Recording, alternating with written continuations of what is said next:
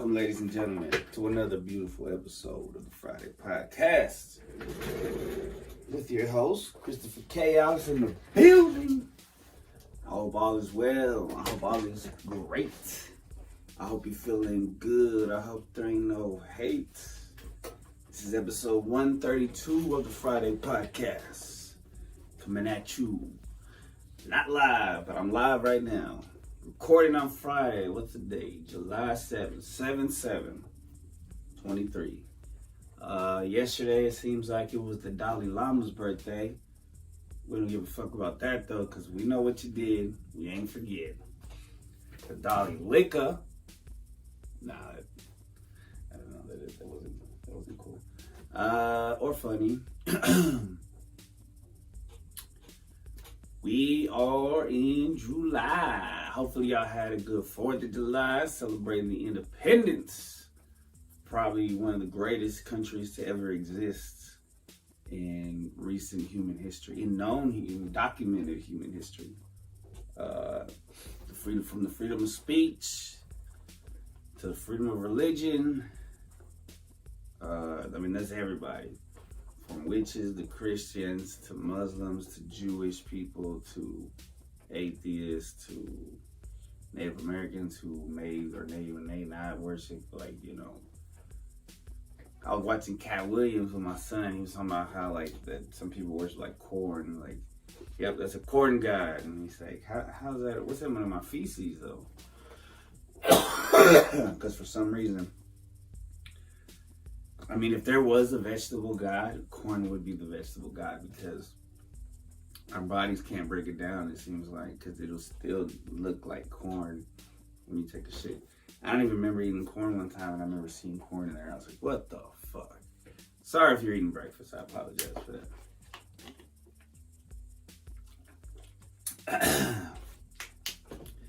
Sorry, I gotta clear my throat. Let me clear my throat. So yeah, life is good. Life is great. Chilling. Hopefully y'all are chilling. Not a lot of crazy things have happened since last time we spoke. Watched some movies. Me and my son watched Boys in the Hood last week, so I'm gonna put that on the movie review of this week. But we also watched Baby Boy. Now, Baby Boy is also from the same director as Boys in the Hood, and I remember it fondly, right? And me and Vino were talking about it. He's like, "Yo, you gotta show him Baby Boy if you show him Boys in the Hood." And we were like, "All right, yeah." It took us a few days because we could only watch it 30, 40 minutes at a time. That movie Baby Boy is so hard to watch now because Jody's not a good guy. The protagonist in the story is an antagonist. And there's no repercussion. I'm gonna have to go over this I'm gonna have to do a movie review on Baby Boy, but it's very hard just for that simple fact because the protagonist is not a protagonist. He's an asshole. And it's very hard to watch a movie when the main character is an asshole. It's just hard, I don't know. We're not used to that. We're used to movies having the main character, or shows having the main character who has a heart, who has soul, who's not gonna hit his girlfriend, or not gonna leave his kid, kick his kid out. He's not gonna fucking be a baby about everything. It's just like, bro, how is he the main character?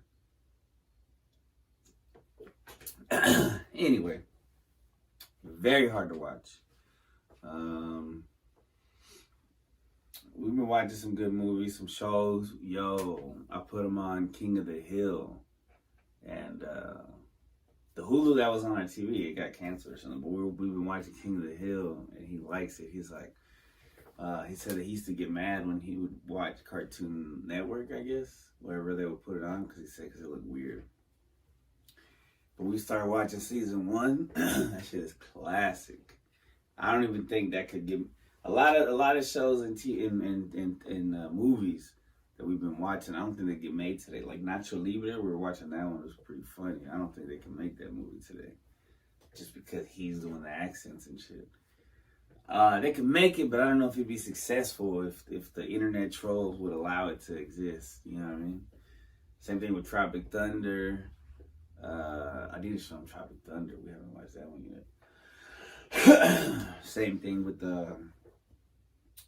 King of the Hill. He's so unwoke. It's hilarious. Bobby's kind of woke though, in a weird way. He wants to be a comedian. It's funny. It's a legit classic cartoon show. R.I.P. to Brittany Murphy. She was the voice of Luann. She's hilarious on the show. I gotta do a serious review of King of the Hill because King of the Hill is like, there's some good tidbits about him, and I would like to learn more about him too. But yeah, it's King of the Hill slept on. I think like it's up there. I was telling my son there used to be this thing called Animation Domination on Sundays, and I used to get mad when there was football because that meant that there wasn't gonna be Simpsons, King of the Hill, Family Guy. And then they had different ones sometimes. It would be like either American Dad, the PJs, which was like a weird, not CGI, it was like a puppet. I don't know, it was weird. There was always like some kind of animated show that went with it. Eventually it ended up being Bob's Burgers, which was pretty good for the first few seasons. I stopped watching. I just haven't really watched it lately. I'm sure it's good still. I haven't watched the movie either, but I'm sure it's fine. When it was announced, I was very excited about it because season 1, 2, 3, 4, 5, I don't know. But animated adult shows are always pretty funny to me, except for Beavis and Butthead. I never really got into it. But whatever. What other one? There's not every adult animated show was great, in my opinion, because there's some of them I just didn't get into. But those were readily available for Animation Domination. They really dominated.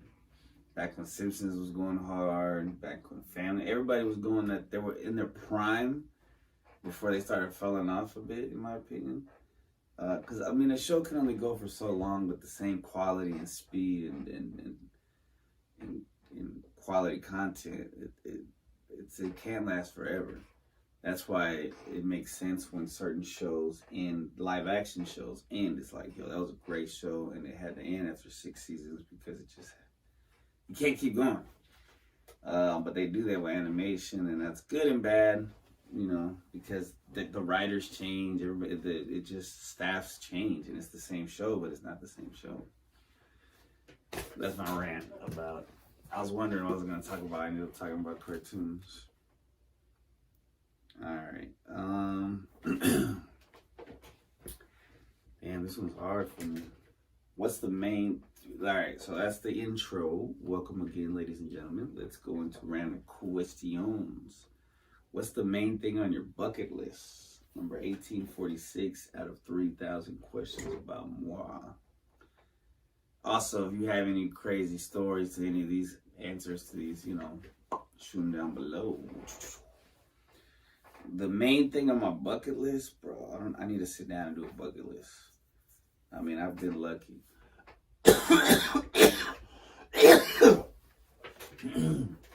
Pardon me.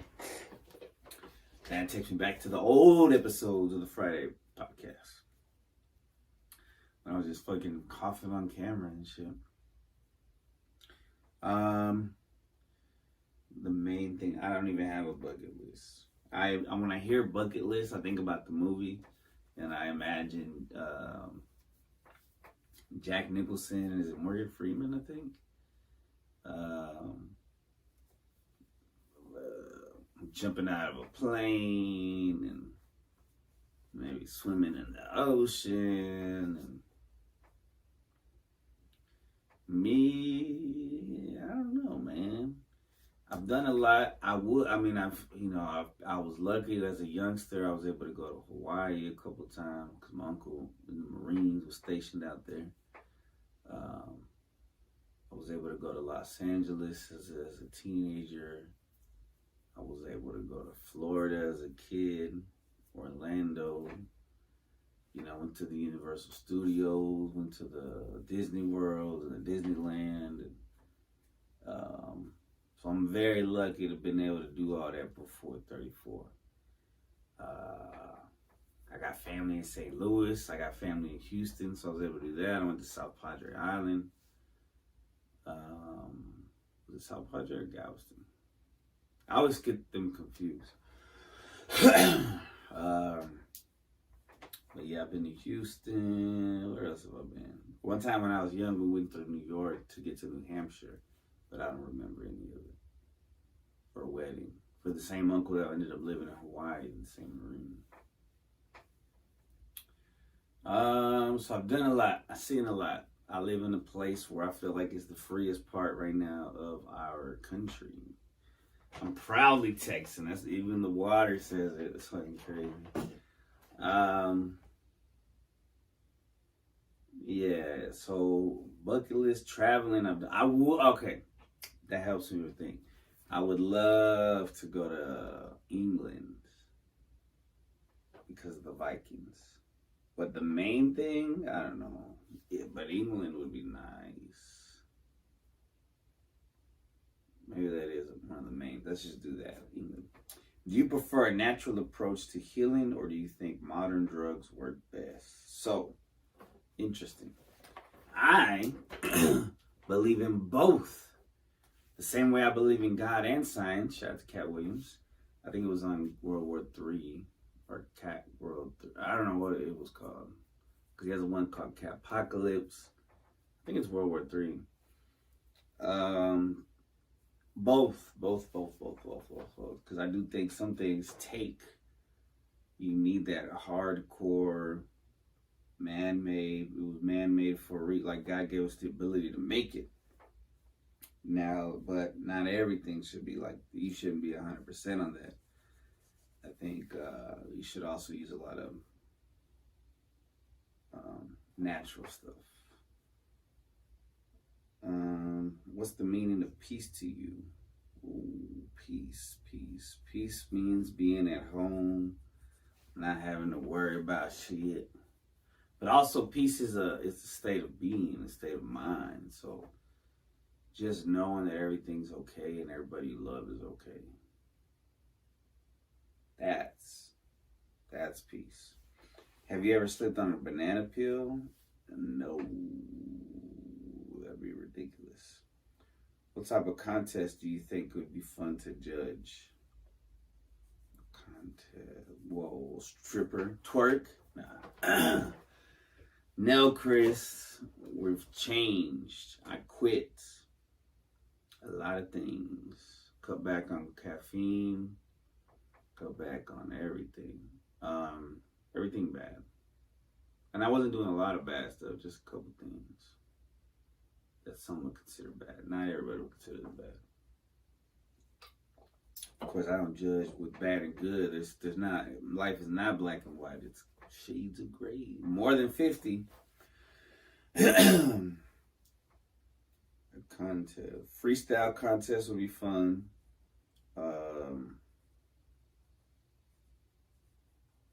Talent show would be fun. What is your opinion of modern medicine? Man, these guys really had it. So what I wrote an answer. I put a lot of good about modern medicine, a lot of bad about modern medicine. Corporate control superseding actual health wellness sucks. Pretty much. What do you think makes a good party host? Ooh, you got food. You got water. You also got a little alcohol for the people who need it. Even Jesus threw down with some wine. Provide good, clean restroom. Clutter free, so nobody has to walk over shit. You know what I mean? In one word, sum up society today.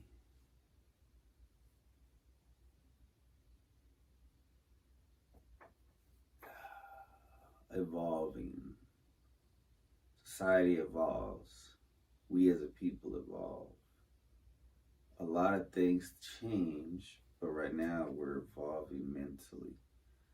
Um, the majority, not everybody, but a lot of people, a lot of society is starting to wake up. So evolving. What do you do when you feel like you're stuck in a rut? Pray. Talk to my sister. Talk to my mom. Talk to my friends. Talk to my cousin. If I have to, I'll talk to my dad. I just don't want to get like scolded, you know what I mean? I even talked to my son. He'll give me some good advice. But mainly God, maybe smoke a little weed, but you know, prayer, definitely prayer. Reading. I don't know, I haven't really felt stuck in a rut. I mean, you just keep going. When you do, I have felt that you just keep going. You go through it. You do the same shit you do when you're not in a rut, and eventually you get out of it. What drains your energies? A lot of socializing with strangers. Like when I'm chilling with my son or my mom, I could be myself. But socializing, it takes energy. You know, going to work, talking to people. That's a social battery. Just by the end of the day, 8 hours, 7 hours. Whoa. I need to recharge and get away from social. Some people are charged up with social interaction, but me, it drains me. It's weird. If you had to design a playground for adults, what is one thing you'd put on it? Oh, bro, easy. Stripper pole, bar, I mean, that's all you really need. You gotta have the slides and the swings and shit like that, but you gotta put, damn, people are drunk, man. I put a little weed bars so people can smoke. If your significant other wanted to take a vacation without you, what would you say or do? I don't know, man. It's kind of personal. What's the situation? Like, if I'm always going on vacation without her, then of course, yeah, you're gonna want to go without me.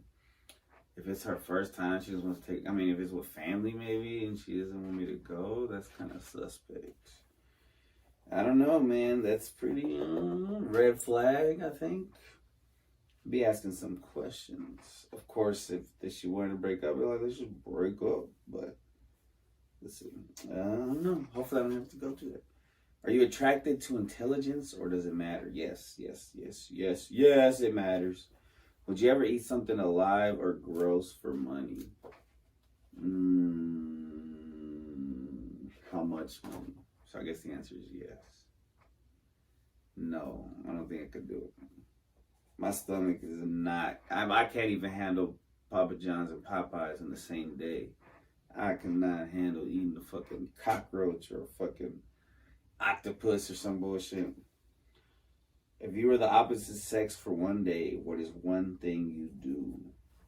Of course, every dirty mind goes to like, whoa, I'm gonna give the homeboy some pussy or something. That's crazy. That's gay as fudge. And I mean, that's okay if that's what you are and what you want to do. I don't know, man. If I was a female for a day, I'd go get some free. I try to see how much free shit I could get. I just walk around the mall and walk around like food courts and shit and just be like, oh, hey, I got some free shit without having to do nothing. But then if I'm ugly, then what's the point? I'm just gonna go fuck a dildo or something. That's probably not good. All right. Very bad for me to say. I will be back, ladies and gentlemen, with angel number, spirit animal, and so forth for the week.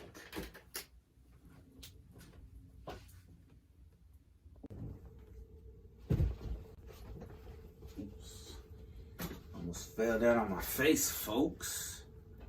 Welcome back to the program. Today we're going to discuss angel number 585. We're currently I'm just going down the list. Once I finish these triple digits, well, I already did the triple digits. There's 3 digits. You know, 585, 686, 787, and then 989. And then I'm gonna do the nines. And then I'm gonna start doing some of the requested numbers like 13 or 113. I have some requested backlogs, so I'm gonna get to those. I just wanna, my OCD, possible OCD trait is I want to finish that.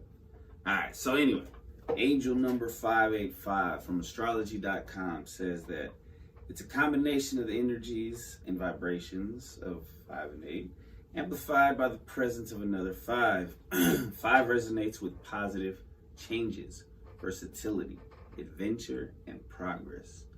8 is a powerful number that relates to abundance, success, and achievement. Angelnumber.org says that 585 comes to develop your mind through research in the philosophical, religious, and mathematical areas. Also, to let your intuition and perception flow, to demonstrate your feelings, to seek answers, to achieve fruitful introspection, and to meditate prior to acting. AngelManifest.com says, the change in your life that you are considering is the appropriate one for you. A message of encouragement from your angels will emerge in front of you if the number 585 appears everywhere to you. Shun, that's S-H-U-N, spirit.com says, it's a sign of divine guidance from the angels. It's believed that when this number appears in your life, it is a sign that angels are trying to communicate with you and give you a message of hope and encouragement. 585 angel number is associated with the energies of motivation, progress, and success. Pretty nice. Pretty nice. Ministryofnumerology.com says that angel numbers are messages from the spiritual realm that can carry hidden messages. The meaning of angel number 585 concerns personal growth and development. Specifically, this number encourages you to take your life in a new direction, expand your horizons, and focus on achieving your goals and dreams. And last but not least, psychic-readings-guide.com says 585 signifies all your life's hardships are soon ending and you will emerge stronger and tougher when you make it through your struggles. You will fully embrace your individualism and be able to care for yourself and your soul. You will no longer need help to recover from adverse situations.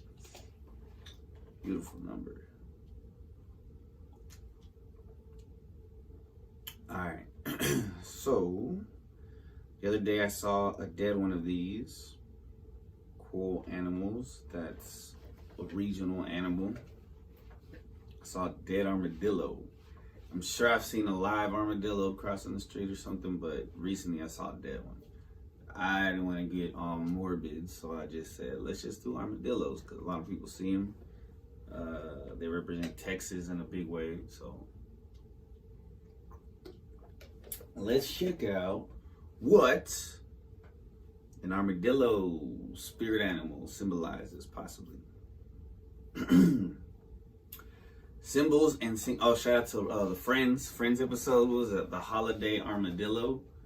That was pretty dope. That was a badass costume. Alright, symbolsandsyncronicity.com says the armadillo conveys lots of positive omens and messages. First of all, this unusual mammal conveys a potent message of determination and self-sufficiency. Angelicalbalance.com says that the armadillo is often regarded as an anomalous animal. Like other animals, it has arms and legs, but it is covered with a hard and horny, you know what I mean, articulated shell. In Spanish, armadillo means little armored one. The Aztecs called them nahuatl in their native language, which means turtle rabbit. Pretty cool. RichardALois.com says that the armadillo is a small spiny mammal found in North and South America. Armadillos are often symbolic of strength and protection. In this blog post, we will explore the symbolism and spiritual meaning of armadillos. So check out richardalois.com, because I don't go into that blog post, but you should. Spirit-animals.com says, armadillo symbolism is reminding you that life is not about protecting your emotional heart. Living is about making the correct physical choices at the right time. In other words, you have to be aware that you can break your physical body. Very true. I almost broke my physical body by getting sick and triggering my acid reflux or something that I had when I was younger. And I was put out. You know, I ate Popeyes and Papa John's in the same day, and fucked me up for a few days. And I lost like 10 pounds just out the face, out the butt, and I have to eat healthy, and I've been eating healthy, and it feels better, and it's way better. And that's why synchronicity is pretty cool, because it's speaking to me. All right, last one but not least. Dreamchrist.com says, dreaming about armadillos, like if you would dream about one. Whoa, what are you saying, computer? What are you talking about? Dreaming about armadillos shows the isolation that may shackle your life. This dream is present due to the fear you may feel on all kinds of troubles that you may be suffering from. And I'm adding a little bit, maybe, the maze and possibles. Armadillos in dreams symbolize protection from attacks by other people who have evil intentions towards you. So it's a protective animal. It's pretty cool. It's the right choice for Ross to make to represent his religion. I think it was a Jewish armadillo, that's what's up. There's not a lot of Jewish armadillos, I'm sure. I'm not sure. I'm sure there's plenty, because this is 2023, you know. Dallas is huge metropolitan area, and so is like Houston and stuff. And armadillos are all over Texas, Austin, probably hundreds of cultures mixed together. So for sure there's some Jewish armadillos in Texas. So shout out to armadillos. All right. So I had a dream the other day. I'm not trying to make a joke. It was weird. I think it was like my boss or somebody. I went to somebody's house, and they said, I got a new dog. And I was like, oh, cool. And they showed me the dog, and it looked like a fucking horseshoe crab. It looked disgusting. I'm getting the heebie-jeebies just thinking about it. But in the dream, it didn't disgust me. So I was like, yeah. And they're like, hey, you want to babysit it? And I was like, yeah, sure, why not? So I'm babysitting it. Whoa, it's 7 minutes till 7 on the 7th month and the 7th day. That's pretty cool. It's about to be 777 when I'm recording this. Whoa. God is good, ladies and gentlemen. Always. God is good all the time. I said it wrong, but it's still rhyme and it's still cool because it's the right time. Praise the Lord. The true Lord. All right. So I start babysitting the fucking horseshoe crab, but I have it in a big ass Ziploc. I'm like, ugh. But I don't even say ugh. I'm just like cool with it. I'm just taking care of it and shit. Weird ass fucking dream. So I looked it up, and spirit-animals.com says having a horseshoe crab dream represents your sense of self-worth, value, and potential. It means you're trying to shield yourself from your own emotions and actions. Sorry, my hands are dry. I need some lotion. As a result, you refuse to pardon yourself. Oh, when I had this dream, I was probably feeling really guilty. This was like a few months ago, or at least a month ago, a month and a half, maybe 2. Dreamsopedia.com says you are unwilling to forgive yourself. The dream is a clue for how you are able to let go of the past and accept the loss. You feel at ease, maybe. This is a weird combination of probably the entire thing. It's just an excerpt. DreamAboutMeaning.com says, to dream about horseshoe crab states that how you yield to the needs of others. I definitely yielded because I was like, yeah, I'll take care of your disgusting thing that's not definitely not a dog that you call a dog, stranger, boss, or whoever the fuck it was. Weird. How you yield to the needs of others. You need to let go of some grudge. Others are dependent on you. This is a symbol for your quiet, soft-spoken persona. You are working too hard. Horseshoe crab dream. That's disgusting. A horseshoe crab drink? Horseshoe crab dream hints male power and virility. You are hiding your true self, possibly. Heavy. There's a lot of different heavy possible meanings. So I'll just suggest just going to dreamsaboutmeaning.com and checking out all of them in the proper order. Dreamsdirectory.com says, horseshoe crab in a dream indicates disappointments in achieving your goals and attaining your highest desires. You are dealing with too much responsibilities. You may need to loosen up. Your dream points at some emotional matter. You need to look within yourself in order to acknowledge a higher insight. I'm just going to spell it. RUYAANLAMI.com. RuyanLami.com says, the dream might be telling you that financial success is within reach. Alternatively, in Japanese culture, the horseshoe crab is believed to represent the phases of the moon, signifying that things always come full circle. Psychological interpretation is the dream of a horseshoe crab might be a reflection of your psychological state. What does that mean? I would suggest going to that there and just, digging deeper. But that kind of hit a chord, a nerve. It reminded me, because it's when it says that it signifies that things always come full circle. I'm kind of going through that situation,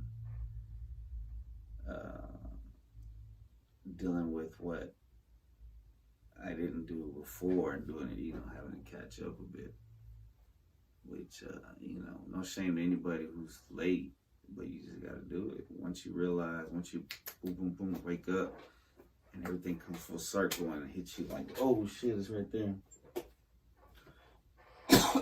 Like loose change. All right. We'll be right back with anxiety news, ladies and gentlemen. Don't go too far.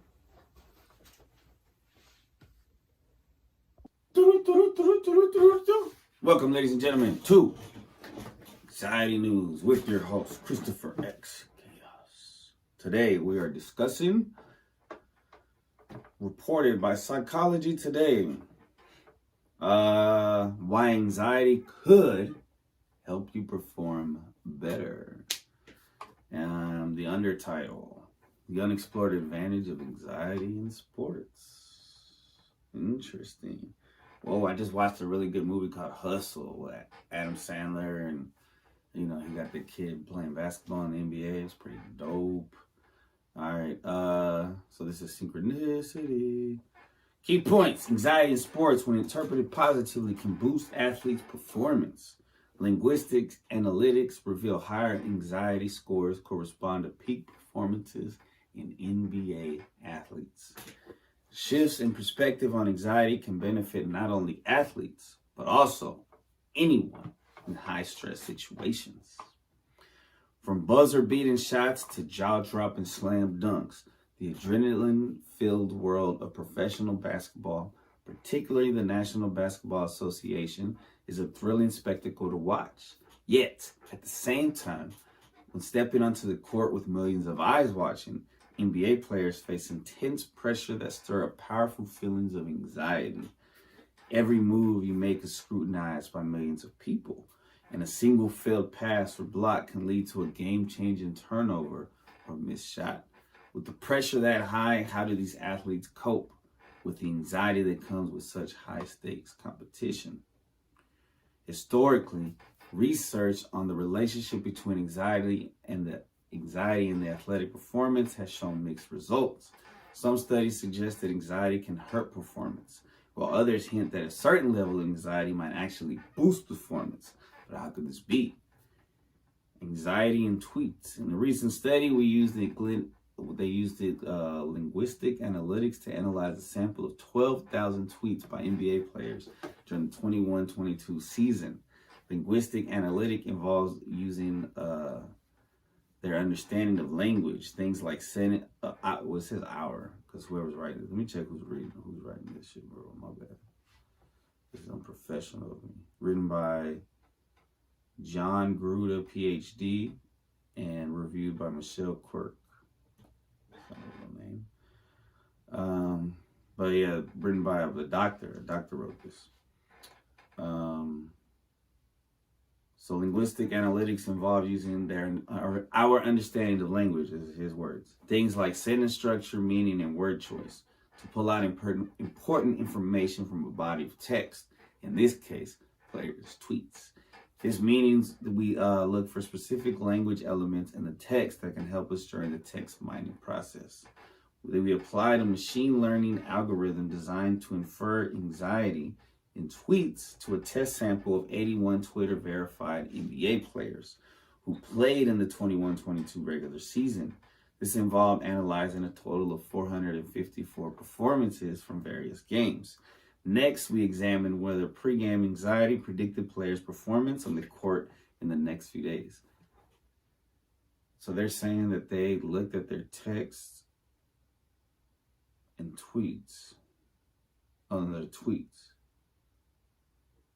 to see if they were nervous. That's kind of, all right, let's keep going. I think that's what I'm understanding, but I might be, because I'm not a doctor.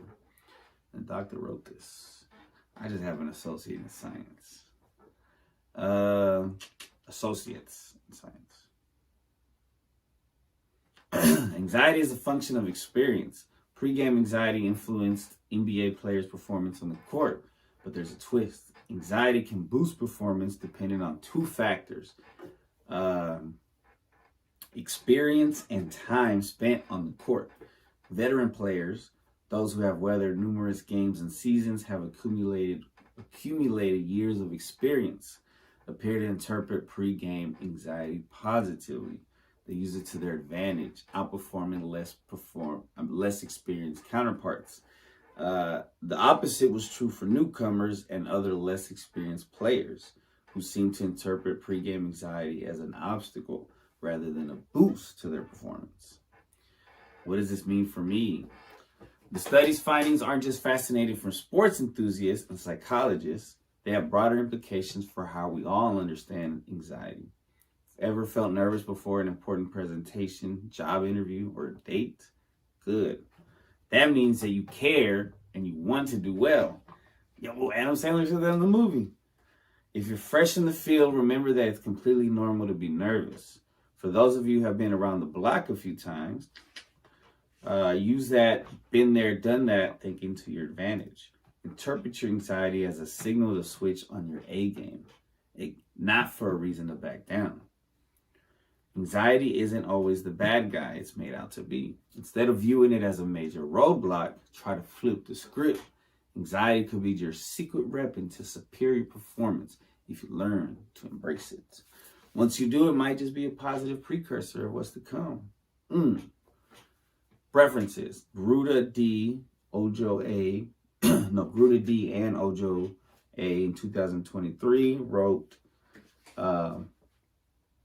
all I do is win, win, win no matter what? Question mark. Pre-game anxiety and experience predict athletic performance in the NBA. Current research in behavioral sciences. I think that's the Science magazine. DOI 10.106/ blah, blah, blah. And it says about the author, Drit John, or just John Gruder, PhD, and is an assistant professor at National University of Ireland, Maynooth, and a member of the CEGE. I would like to go to Ireland too, going back to my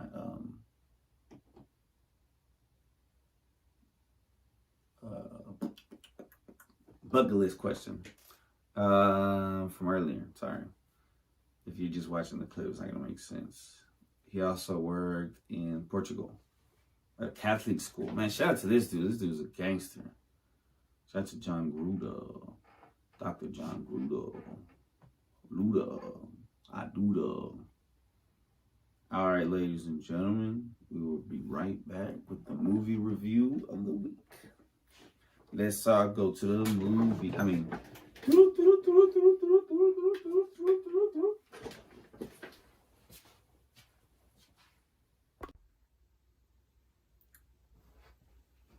Let's all go to the movies. Hopefully they don't sue me. Let's all go to the movies. Hopefully they don't sue me. Hey! Welcome back, guys. Ladies, everybody, dogs, cats, chickens, birds, whatever you want to call yourself. This is the Boys in the Hood. Was good. Who hasn't seen this movie? If you haven't, you need to check it out. I'm just gonna tell you straight up, this is a 5-star movie right here. Damn.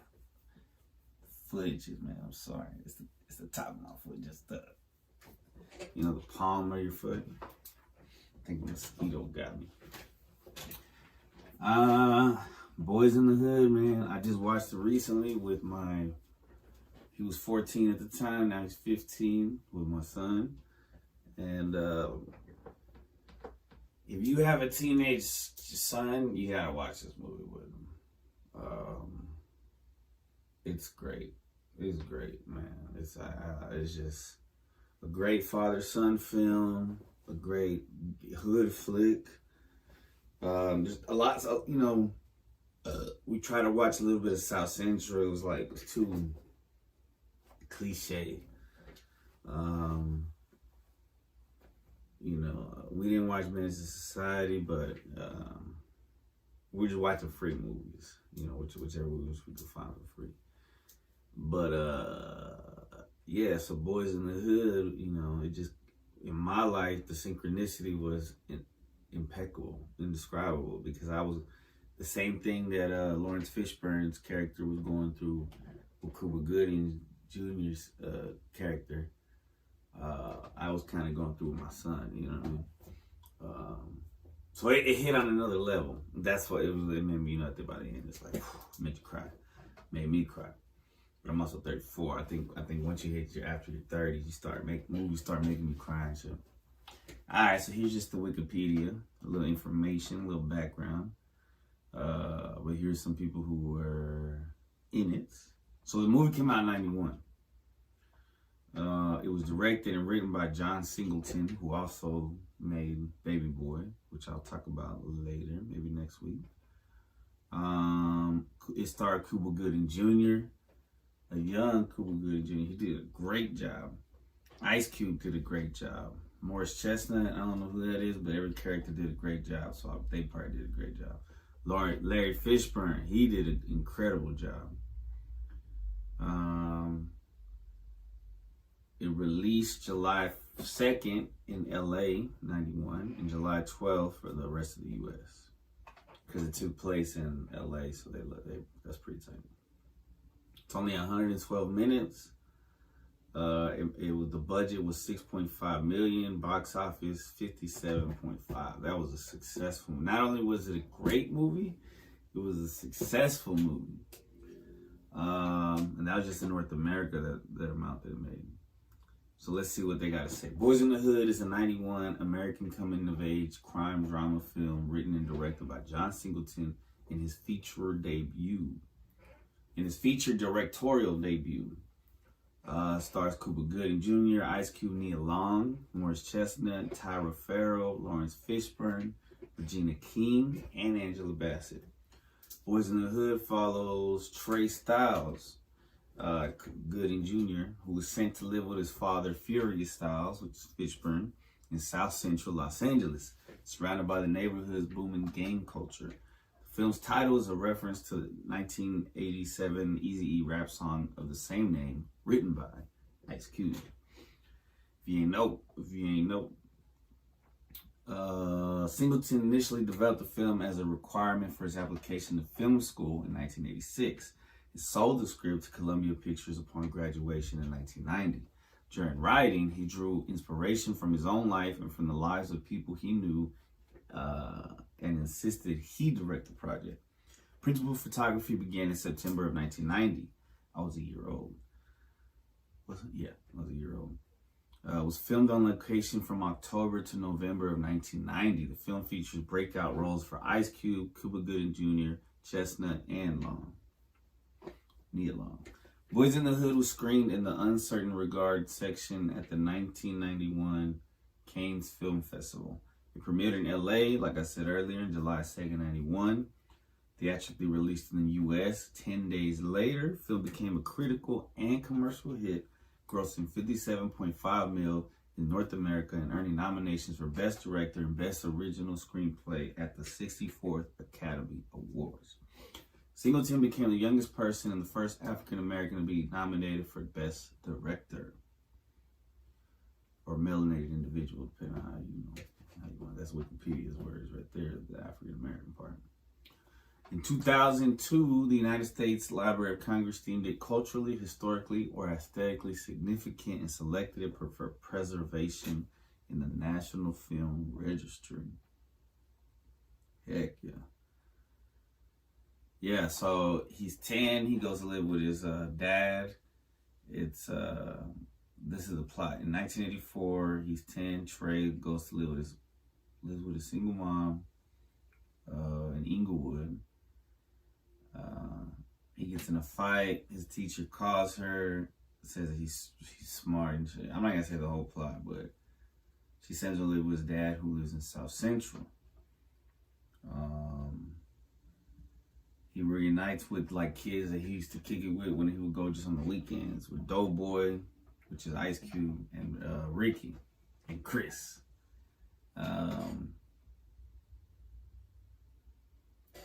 Yeah, I'm not gonna say all the plot, but there's situations where he has to like hold it down, you know, as a man and growing up in South Central, he has to have a gun. But he's also an educated man. I'm talking about the dad, Lawrence Fishburne's character. He works hard. He tries to educate people around him.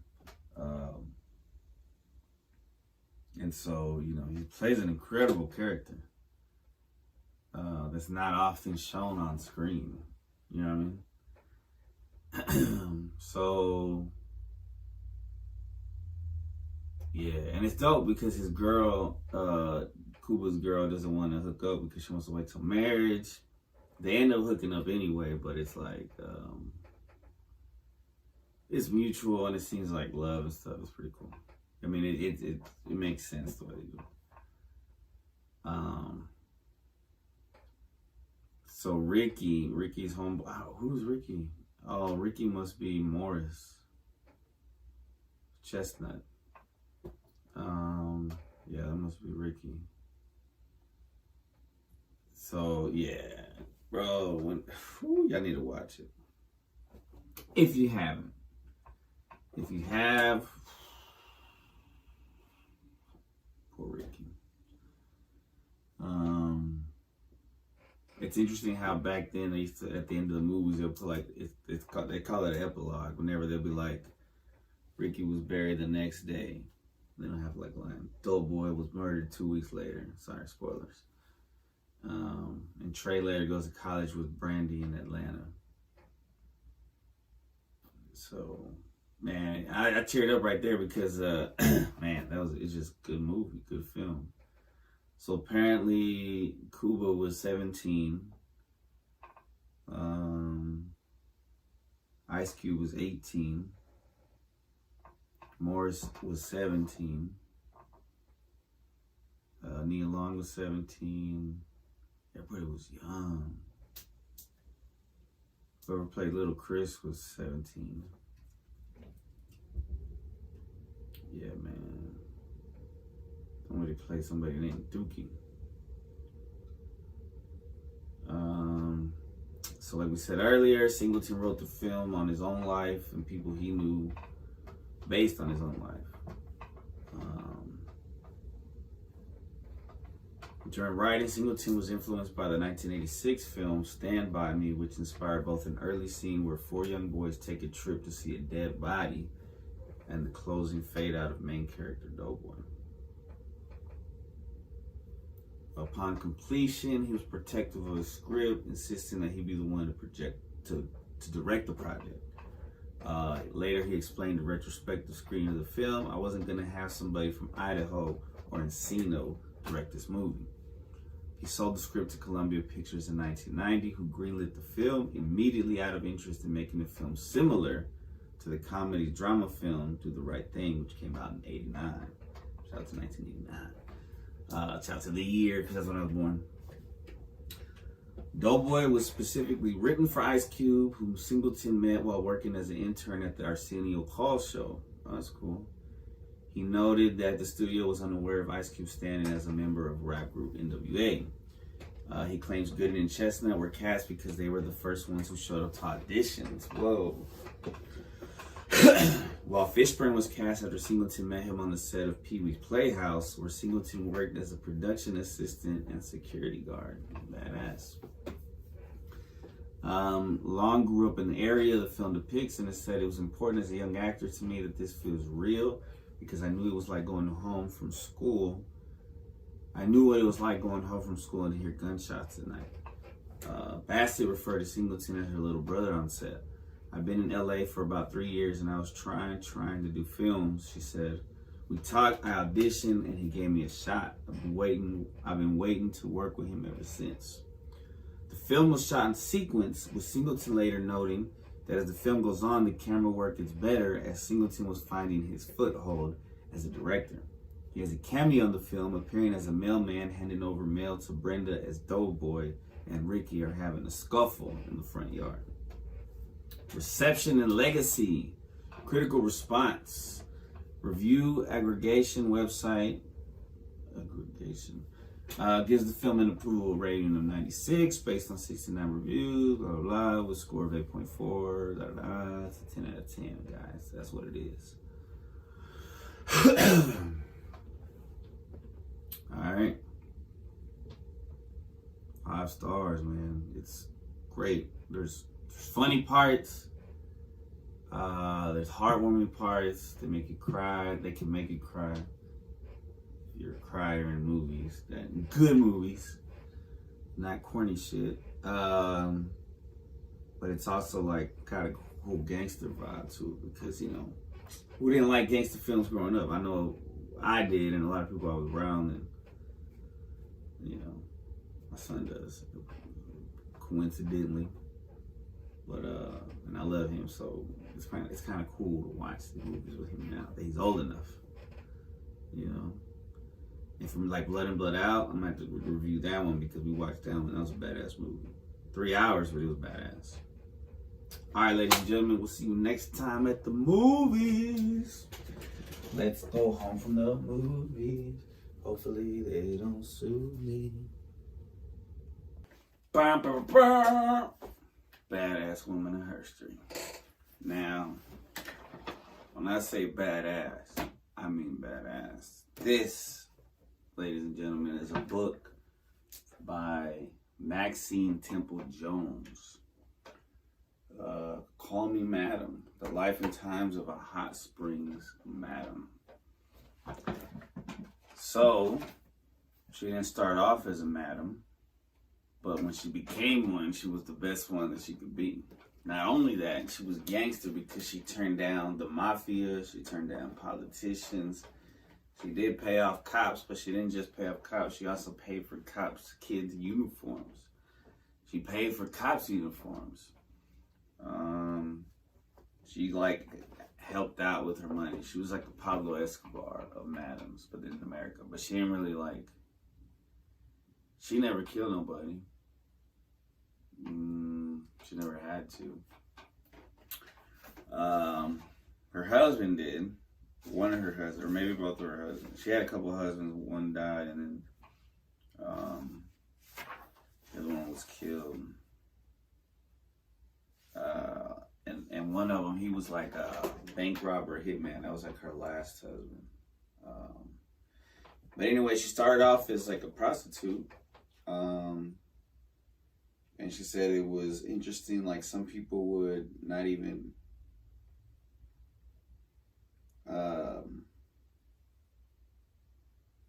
she talked about how some people wouldn't even want to have sex with her. They just wanted to like talk to her or have her spank them, weird shit.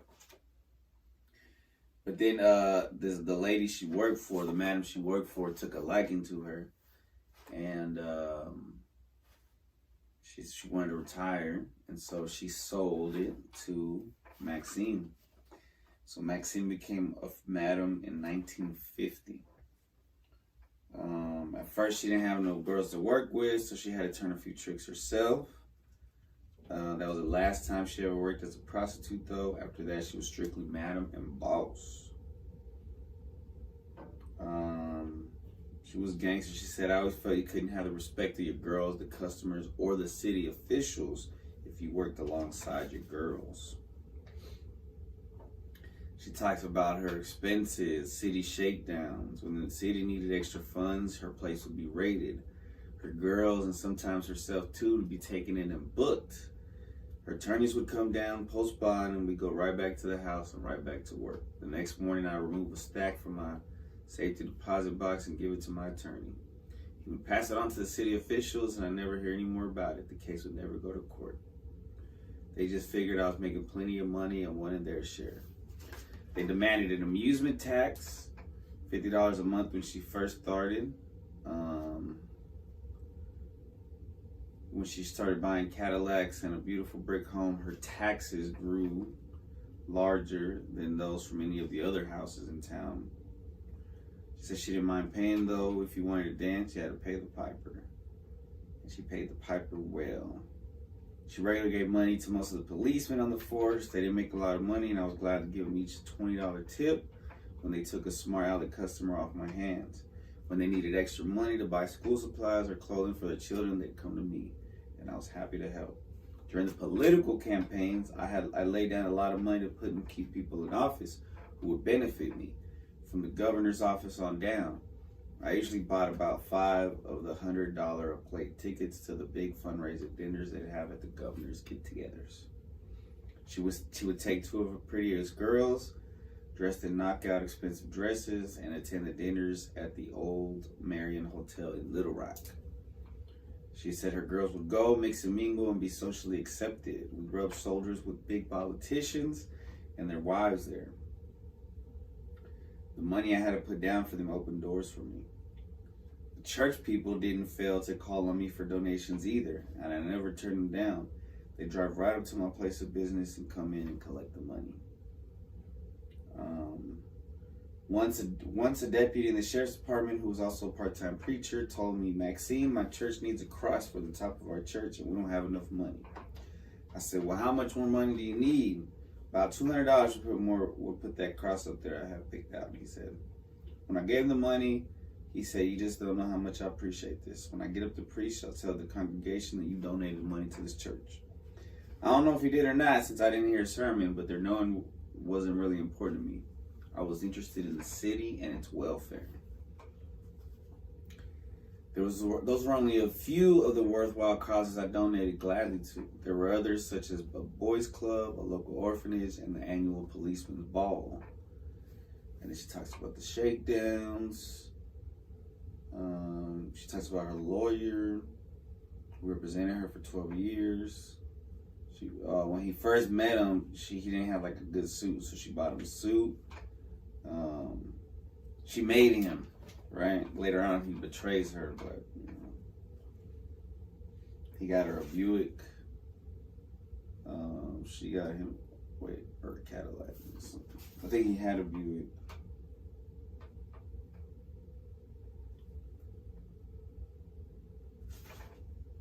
Yeah, she got him a Buick. She got herself a Lac. She paid him a monthly retainer fee of $300 at a time, which increased over the years. When I was busted, he was paid extra. And there was a couple cops that were like kept fucking with her, and eventually she had to go down to the judge and the governor, and finally they got off her case.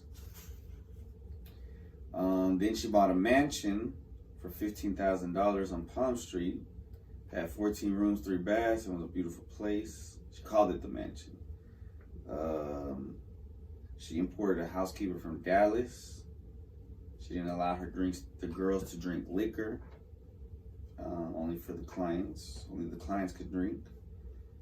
Then she had the biggest bedroom with a private bath, all done in white.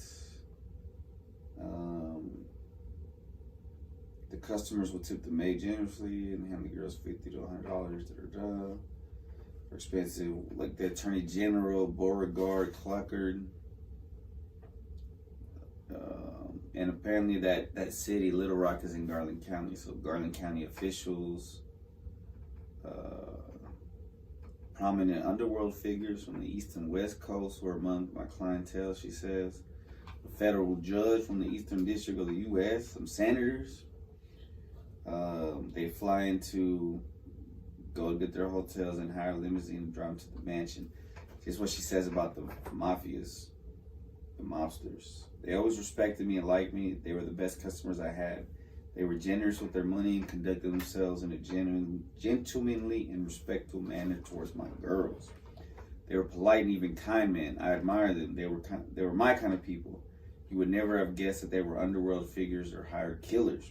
They were considerate customers and spent a lot of money in my house. That was all that mattered to me. Yeah, man. She was a badass in FBI. You know, if this starts to go downhill, at some point, she gets locked up. And then when she gets out, she gets back to business, but the mafia ends up coming down to Little Rock, and they paid off the politicians, and she doesn't want to sell to the mafia, and she wants to keep her own, and that causes trouble. And then her husband was addicted to drugs, but he was also a bank robber, and she was always trying to help her husband. She had a couple. The main one was like the bank robber. But she loved him. She loved him, and she felt safe with him.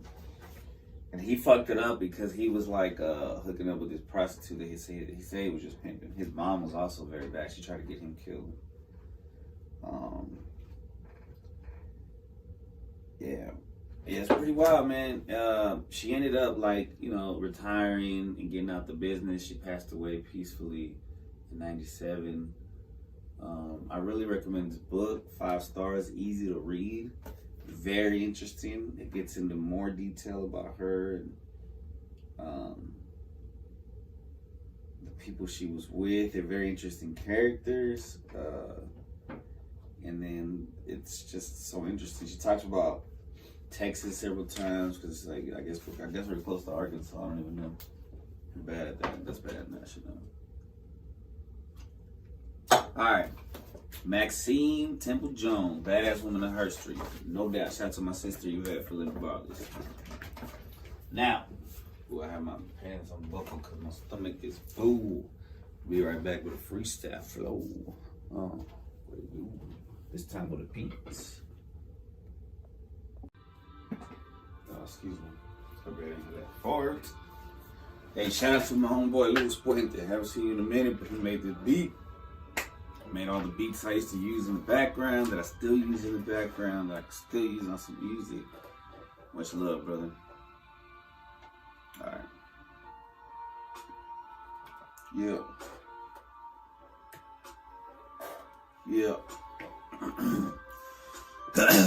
Sorry, excuse me. Feeling like a mobster when I'm with my mob. Man, we keep it gangster. You don't want to squab. I'ma keep it gangster when I'm with my squad or even when I'm solo. Yeah, we go hard in the paint.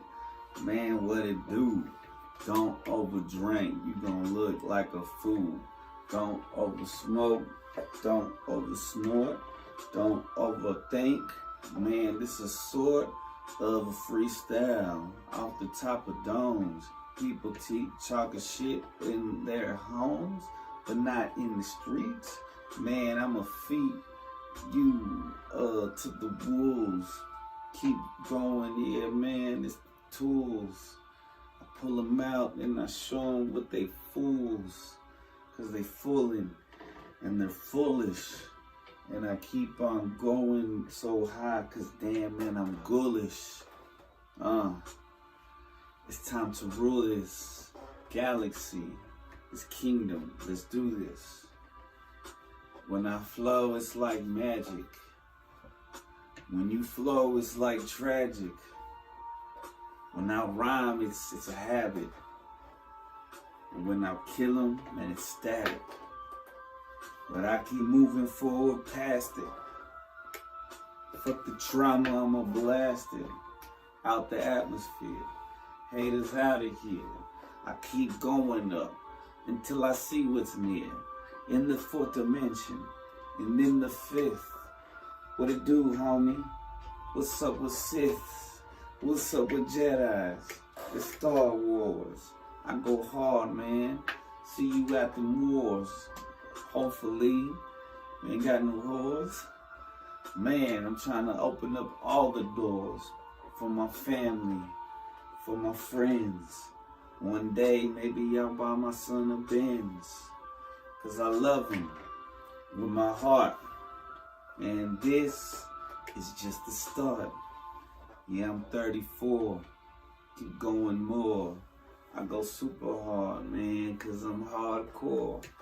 My numbers was wrong with my hands, but I keep going and flowing cause this is part of God's plan. Man, I slam and I go forth. Man, y'all talk so worthless. Bless, man, it's bliss. I'm looking for the blessing, I'm looking for the diss, but these haters can't understand. It's Chaos Chris, Chris Chaos. It's the payoff. Shout out to my 300 subscribers. Y'all all survivors. And lovers of the peace, lovers of the game, lovers of the streets, but we ain't trying to be dead mucking meat. We trying to be living. That's what's neat. That's what's neat. I'm praying to the Lord. And I do this on your record like a Honda. Word up to my mama. Like Donda. Shout out to Kanye West. Everybody knows he's the best. That's why they had to fucking tarnish his name. Fuck TMZ and all those fucking lames in the media. Man, they trying to eat at you if you don't go with the grain. And that's me. So I'ma keep it OG and underground, like the Underground Kings. R.I.P. Pimp C. What it do, what it be. Trying to keep it OG. Mr. CXVB. Back on the beat. This is episode Friday Podcast 132. Peace. It would have been better if it was 133, but love y'all. See y'all next time.